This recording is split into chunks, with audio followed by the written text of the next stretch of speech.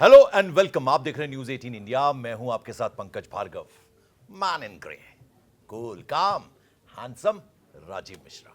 देखिए भैया, हमने जीता क्या वडोदरा, जीतते ही सिलेक्शन टीम जो है वो हरकत में आ गई। हर बार की तरह एक जीत क्या मिली, ये एक्शन में आ गई सिलेक्शन कमेटी। लिया किसको? वॉशिंगटन सुंदर की जगह आयुष बदूनी को। गेंदबाजी, बल्लेबाजी, लिया क्यों? राजीव, ये क्या मजाक है? देखिए ये सिलेक्शन तो मुझे भी समझ नहीं आया। और जब मैं बीसीसीआई की तरफ से मेल आता है तो मैं पंकज में इनिशियली मुझे लगा कि लखनऊ सुपर जायंट्स के लिए कोई मेल आया हुआ है, क्योंकि मैं मतलब मेरे सपने में भी ये नाम नहीं था कि मैं कभी सोचूंगा कि आयुष धोनी। देखो प्लेयर बहुत अच्छे हैं, बट वो भारतीय टीम के लिए डिजर्व करते हैं, इसमें मेरा बहुत बड़ा क्वेश्चन मार्क है। क्योंकि आपने उनको किस बिना पे टीम पे लिया? आप यही तो पूछेंगे। आप एक ऑलराउंडर अगर आपका इंजर्ड हुआ है तो आप एक ऑलराउंडर की जगह एक ऑलराउंडर लेके आएंगे। भाई अक्षर पटेल बाहर बैठे, आयुष बदूनी आयुष अंदर। और समझाइए जरा ये मैथमेटिक्स। हाँ, यही मुझे भी समझ नहीं आ रहा, तभी तो मैं कह रहा हूँ कि आप मैथ्स के अच्छे स्टूडेंट, समझाइए जरा। देखिए हुआ क्या है कि जब अब वॉशिंगटन सुंदर इंजर्ड हुए तो हम सब ये सोच रहे थे अक्षर पटेल को कॉल हो जाएगी, या इससे पहले शहबाज अहमद जो बंगाल के ऑलराउंडर है, उनको टीम में जोड़ा गया था इससे पहले वाली सीरीज में। तो मुझे लगा ये तो शहबाज आ जाएंगे, बट सडनली जब मेल आता है कि आयुष बदूनी टीम में, तो मैं फटाफट आंकड़े देखने लगा। हो सकता है मैंने मिस्टेक करी हो भाई कोई, कि विजय हजारे में बहुत बड़ी इनिंग्स कोई उन्होंने खेली है जो भी रिजल्ट चल रही है, या उन्होंने बहुत बड़े स्पेल डाले होंगे। क्योंकि बतौर ऑलराउंडर तो मैंने कभी देखा नहीं उनको, एज अ बैट्समैन ही देखा है लखनऊ सुपर जायंट्स के लिए खेलते हुए, या जिन टीमों के लिए वो खेलते हैं, दिल्ली के लिए भी, या दिल्ली लीग की बात कर लें। बट कहीं पर भी पंकज भाई कोई ऐसा रन नहीं दिखा या कोई ऐसा धमाका नहीं दिखा जो बहुत इंप्रेस कर जाए। अब ये धमाका कैसे अजीत अगरकर के कानों तक पहुंचा है, कैसे टीम मैनेजमेंट ने उनके नाम पे अपनी सहमति जता दी, ये बहुत बड़ा क्वेश्चन मार्क है। और साथ ही ये दिखाता है कि अंधेर नगरी चौपट राजा वाला जो हार है, सवा शेर भाजी सवा शेर खाजा, हर खिलाड़ी को आप एक तराजू में तौल रहे हैं और फिर उसमें रख के और फिर वो आप आगे प्रस्तुत कर दे रहे हैं। तो ऐसा खराब सिलेक्शन का दौर मैंने तो कभी नहीं देखा था पंकज भाई। One of the worst selection policies हम यहाँ पे देख रहे हैं कि ऑलराउंडर की जगह एक ऑर्डिनरी सा खिलाड़ी आप ले आते हैं, कभी बैट्समैन की जगह आप 6 ऑलराउंडर खिला देते हैं। अब ये इस जगह पे अगर आप देख लिया, अगर आप सपोज चलिए मैं मान लिया कि आपकी टीम में ऑलराउंडर हैं और आपको बैट्समैन चाहिए था, तो बैट्समैन क्या Ayush Badoni as a batsman team में डिजर्व कर रहे हैं? फिर देवदत्त पडिक्कल जिन्होंने 15 सेंचुरी लगा दी है विजय हजारे ट्रॉफी में, ऋतुराज गायकवाड़ जो 13 सेंचुरी लगा चुके हैं, क्या इन्होंने अपना बैट और खूंटी पे टांग देना चाहिए, किट बैग रख देना चाहिए? क्योंकि आप इनके परफॉर्मेंस पे अगर तवज्जो नहीं दे रहे हैं तो फिर खेलें क्यों? आपने बड़ा अच्छा फ्रेज एक बार यूज किया था कि वो पानी पिलाने के लिए बिठाए हुए हैं।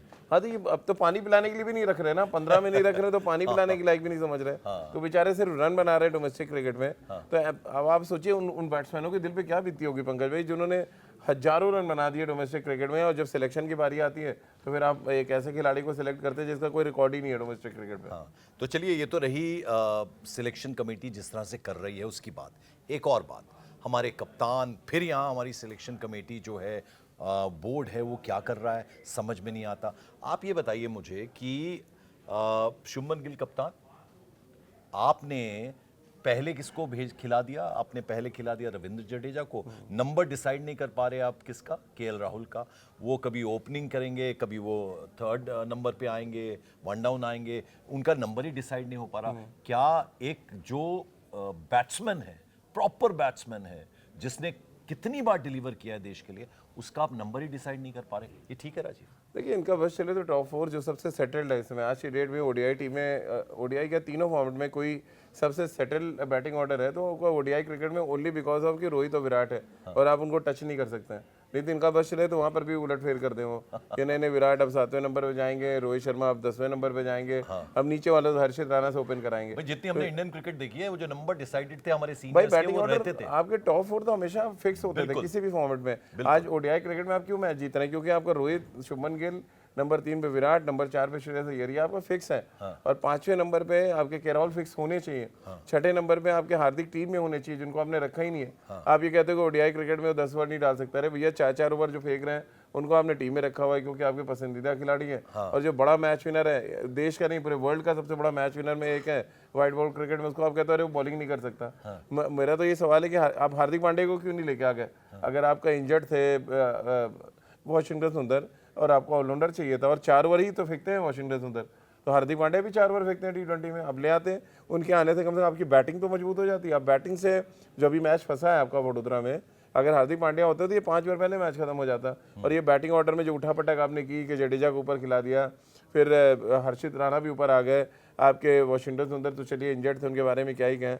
के राहुल जो आपके सबसे मेन बैट्समैन होने चाहिए आफ्टर विराट कोहली, उनको उनके साथ तो आप ऐसा खेल कर रहे हैं, उनका बैटिंग ऑर्डर ही फिक्स नहीं होने दे रहे, तो फिर इससे नुकसान ही हो रहा है, इससे कोई फायदा नहीं हो रहा है। आप देखिए ना T20 में इतने एक्सपेरिमेंट हुए पंकज भाई कि वर्ल्ड कप में शुरू होने में 1 महीना रह गया और यानी आप एक जीत लीजिए और फिर एक्सपेरिमेंट करने के लिए छोड़ दीजिए सिलेक्शन। नहीं, इनको छोड़ना नहीं चाहिए, तो प्रॉब्लम हो रही है। जैसे जब आप छोड़ेंगे तो ये होगी, क्योंकि ये काम हेड कोच का है, अपनी टीम को संभाल के रखना, वो कर नहीं पा रहे हैं। अगर आप अब देखिए कल का ही इंसिडेंट देख लीजिए, श्रेयस अय्यर और विराट के बीच जब साझेदारी चल रही थी, क्या हेड कोच का दायित्व नहीं बनता कि जब 90s में पहुंचे विराट, यार स्टेप आउट क्यों कर रहे हो बार बार, आराम से सेंचुरी बनाओ, मैच को फिनिश करके आओ, मैच जिता के आओ, अपने भी रन बनाओ, टीम के बनाओ। आप बताइए, एक संदेश आता है कभी ड्रेसिंग रूम से? बिल्कुल नहीं। ना विराट को आता है, ना श्रेयस अय्यर को आता है। तो ये सारा दर्शाता है कि आप चाहते ही नहीं है कि आपके खिलाड़ी अच्छा, जिनको आप चाहते हैं उनके लिए आप सब कुछ करते हैं। कितना भी सीनियर खिलाड़ी खेल रहा हो, आपको लगता है कि वो पर्ची आनी चाहिए, संदेशा आना चाहिए? क्यों नहीं आना चाहिए भाई? आप बीइंग क्योंकि आप एसेस नहीं कर पाते शायद ग्राउंड में अंदर उतना, आप कहते हैं ना हीट ऑफ द मोमेंट होता है, उसमें आप खेल रहे होते हैं, आपका बॉडी उसी तरह चल रहा होता है। आप एक गिलास पानी या एक बॉटल पानी भेज देंगे, यार विराट मैच जिता के आना है, नीचे बैटिंग नहीं है हमारे पास,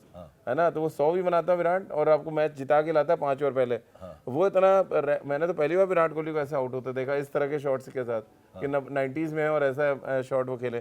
तो ये सारा दिखाता है कि आपको फर्क नहीं पड़ता है विराट 90s में आउट हो या 190 बनाते हैं, उनको ये लगता है वो अपने लिए बना रहे हैं। भैया वो अपने लिए नहीं, टीम के लिए बना रहा है, और इसीलिए वो मैन ऑफ द मैच और मैन ऑफ द सीरीज जीत रहे हैं। राजीव, मैं हमेशा दर्शकों के सामने ये बात आपसे कई बार कही कि मेरी दिली तमन्ना है कि आप एक बड़ा सा इंटरव्यू 2-3 कैमरा के साथ कीजिए, किसका?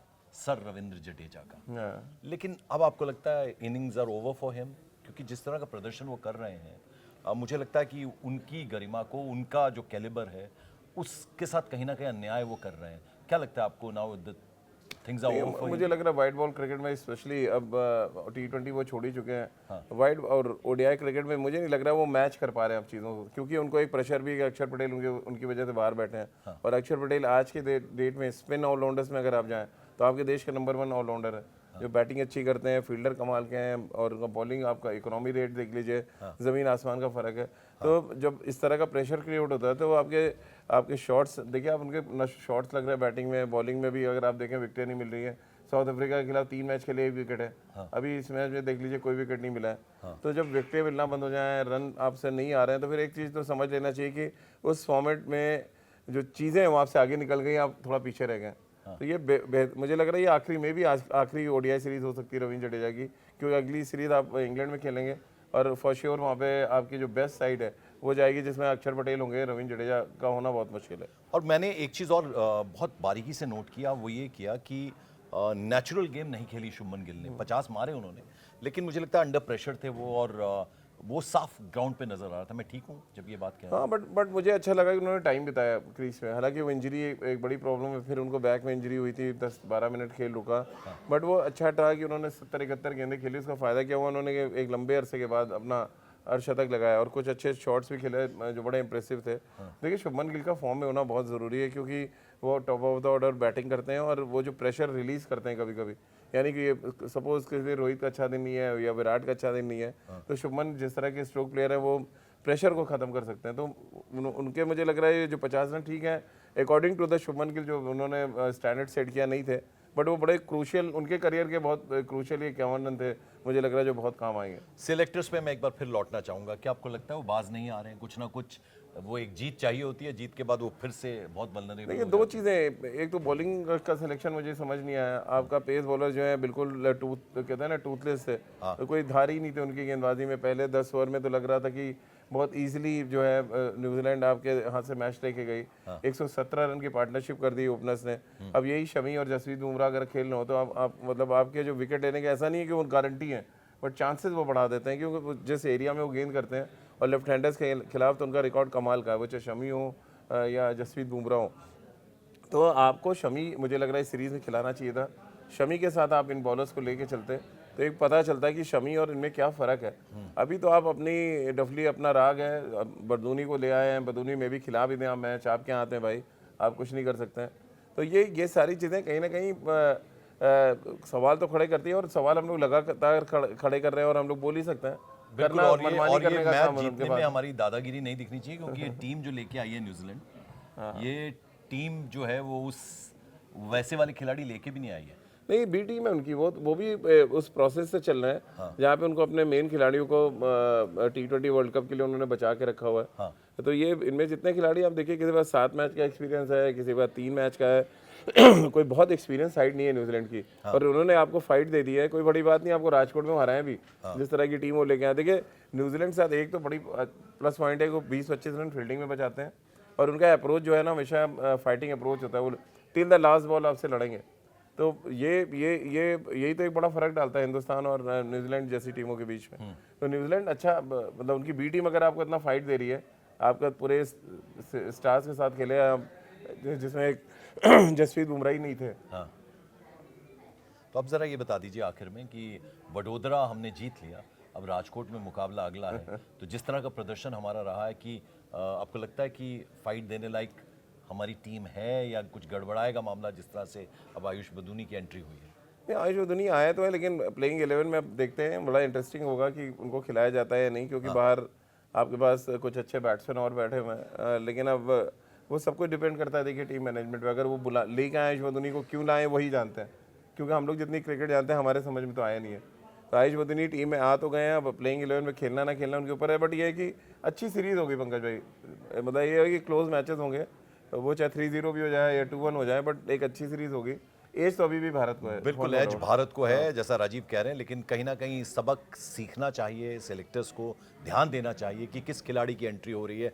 अगर कोई एग्जिट कर रहा है इंजरी की वजह से, किसी और वजह से, आपकी क्या राय है? देखिए, हम अपने दर्शकों से न्यूज़ 18 इंडिया का ये जो यूट्यूब चैनल है हमारा, आप ज़्यादा से ज़्यादा सब्सक्राइब कीजिए, लाइक कीजिए, और अपनी राय अपने कॉमेंट्स के जरिए ज़रूर भेजिए, क्योंकि आप अपनी राय भेजते हैं तो हमारा मनोबल बढ़ता है और फिर हम आपका नाम भी उसमें शुमार करेंगे। इसलिए ध्यान रखिएगा कि आप हमें अपने कमेंट्स ज़रूर भेजिए कि आपको लगता है आयुष बदूनी की जिस तरह से एंट्री हुई है वो सही किया है सिलेक्टर्स ने, या कहीं चूक हुई है। इस पर हमें आपकी राय का, आपके कमेंट्स का इंतज़ार रहेगा। Thank you so much.